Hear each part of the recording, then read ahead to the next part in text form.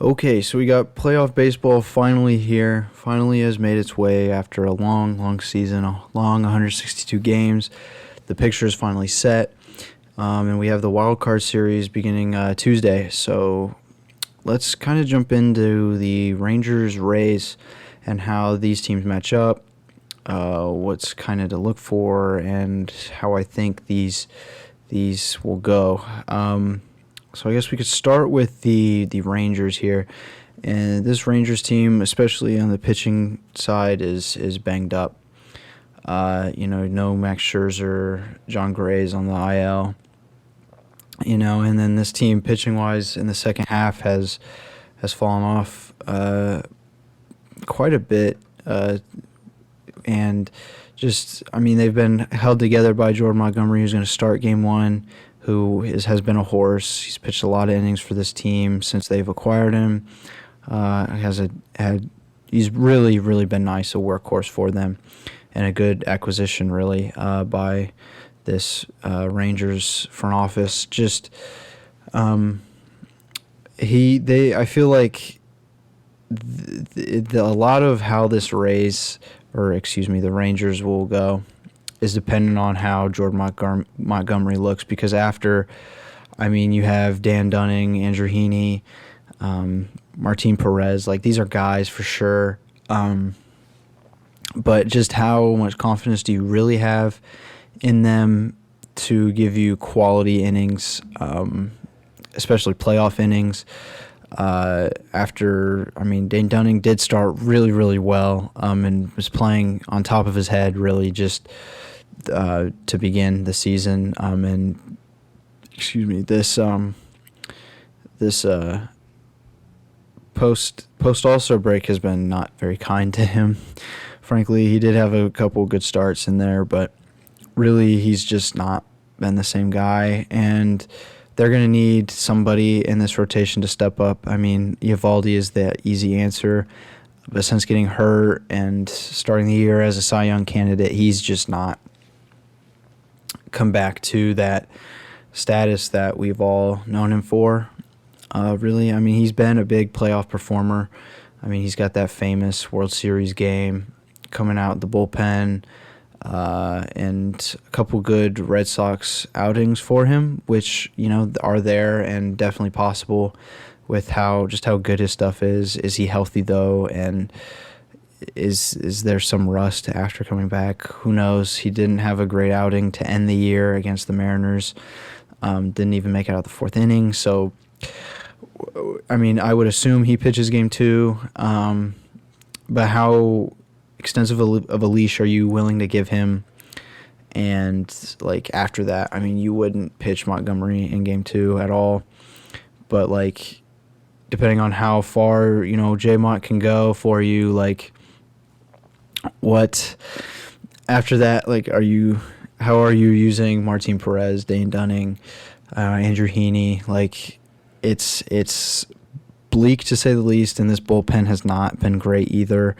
They had a moment, where Will Smith and Aroldis Chapman, once they acquired him, were really big pieces in that Rangers bullpen that looked very scary. But they've just not been that great, and they have a 4.77 bullpen ERA for the year, which is not ideal. That's along the likes of a St. Louis Cardinals, who even had a better 4.47.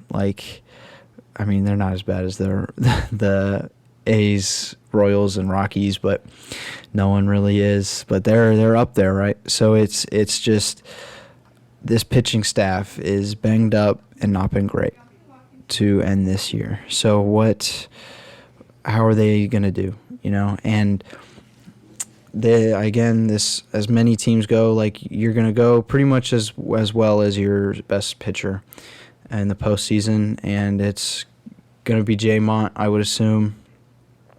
Eovaldi has a opportunity there. Just what can we expect from this bullpen or this pitching staff as a whole? This offense, though, is electric, and we've seen 1 through 9 just hit at above league average level even.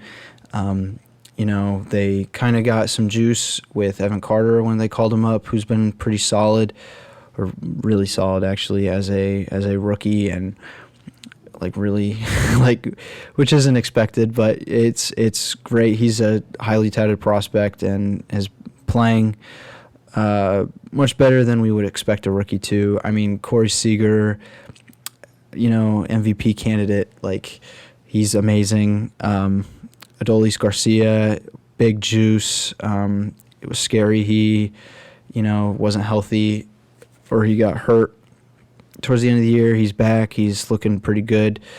You have Simeon, who's a great, header of your lineup. Jonah Heim, and I could go on. Like, this Rangers offense is scary, and they can put up runs, and they will do so in a hurry and often. So it'll be interesting how I guess we can switch to the Rays now. How this Rays pitching staff will handle that. Like, I mean, Glasnow is starting game one, and he's great. He's hurt a lot, and he has pitched, a fair amount of innings to get into this year, coming off of, I believe, that Tommy John, if I'm correct. But anyhow, he's had really, really dominant outings, and he will definitely have opportunities to provide those outings. After him, you have Eflin in game two, so you have these two guys who will give you solid outing. I mean, Eflin has been a very, very nice piece, a 3.5 ERA, just been a horse, really. And they paid him, and he's worked out. And the Rays, they never usually pay people, but when they do, it's worked, So, just this unlucky Rays team, really. I mean, you had that whole situation with Wander Franco, which I won't get into, but and then McClanahan goes down, your absolute ace and best lefty in the game, which is truly unfortunate. Rasmussen, who is insane when he pitches, but he didn't pitch basically at all this year. Just what can you get from this team? I mean, this bullpen, you have kind of those names like Fairbanks, Poche, Jason Adam. It's you got those pieces right, and I mean they've been an okay bullpen, posting a 3.83 ERA, and just they're doing all right. So Taj Bradley's hit. And I would say his innings threshold. He'll pitch, obviously.